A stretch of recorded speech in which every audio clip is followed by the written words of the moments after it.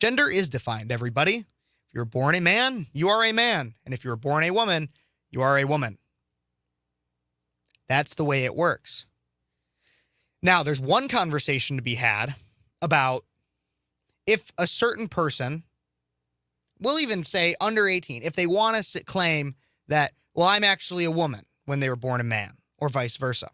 Now, that's one conversation. If the individual claims that. If they're under 18, 100%, you should have the conversation, well, why do you feel that way? And get down to the root of it. And oftentimes, I guarantee you'd find, oh, it's just that this is a girl who likes to play sports and do more guy things. Or this is a guy who might like some dolls or might like some more effeminate things, likes the color pink, whatever. It's not necessarily that a young boy wants to be a girl. But here's the issue with this one. And like the next story I'm about to get into, is that this is a mother that has a young boy that tells his mom, I am a boy, 3 years old. 3 years old and understands biology better than half of the country. But this boy is telling his mom, I am a boy. And the mom says, no. No, you're not, you're non-gendered, she says. It's absurd. This dad, I will say, as we're going through this a little bit more, just so you can have a conclusion to that story, says at the, as he is obviously still going through this battle. He has spent all of his money he ever saved on legal bills. His mother even contributed additional money, the Tinsley's mother, so the grandmother of the boy. But funds are running low. He said he recently started a fundraiser in hopes he can afford to continue fighting for custody of his son. He says, quote, I will do anything to keep my son safe and happy with who he is. I hope to inspire other parents with similar situations to be brave and speak up. In the meantime, Tinsley says he takes off work on the days he takes off work on the days that he takes care of Sawyer, reading to him, taking him to the park, etc. He's being a great dad. He's being a great dad.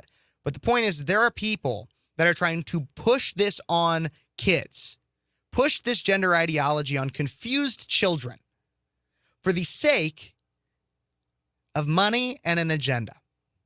Now, the next story I want to get to is Project Veritas, obviously formerly chaired by James O'Keefe, but still doing some good reporting work, releases disturbing undercover footage from gender clinics advising 10-year-olds.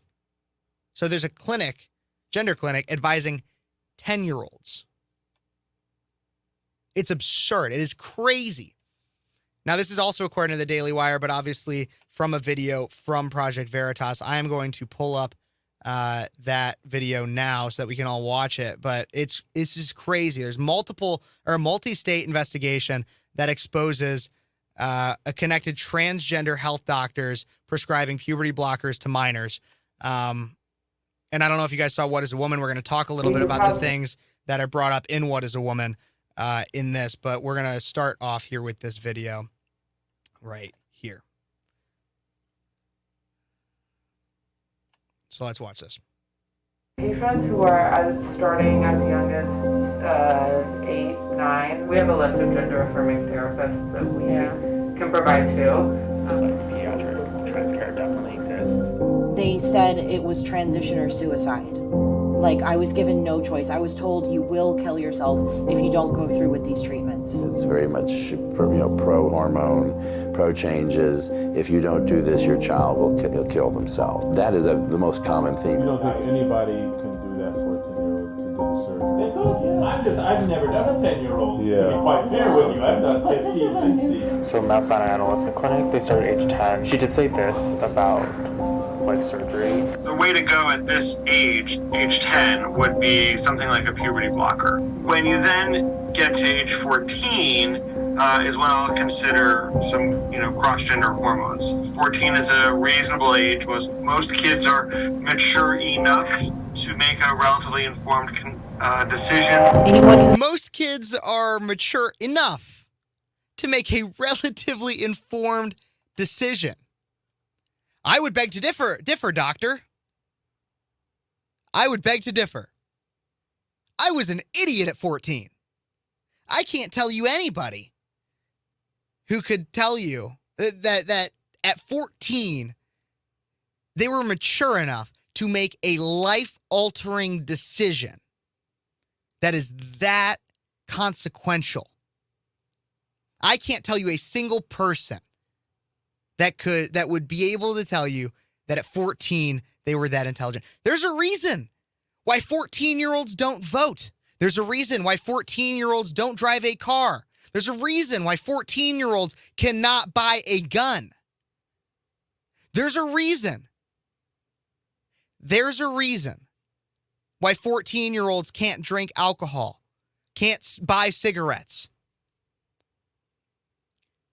It's because they are not smart enough to make these kinds of decisions. It's because they cannot make a qualified decision as to what gender they are at that age. And there's countless stories of people that are fighting against this because they went through this predatory behavior. You saw in there testimony from people that had either children or themselves have gone through this that said, yeah, it was basically like you have to have these surgeries or you will commit suicide. That's what they're telling these kids. And Project Veritas, thank God, is coming out. Again, most kids, the quotes from this video, most kids are mature enough to make a relatively informed decision. Idiotic for anybody to say that. Most kids are not mature enough to make their own lunch before they go to school at ages 8, 9, 10.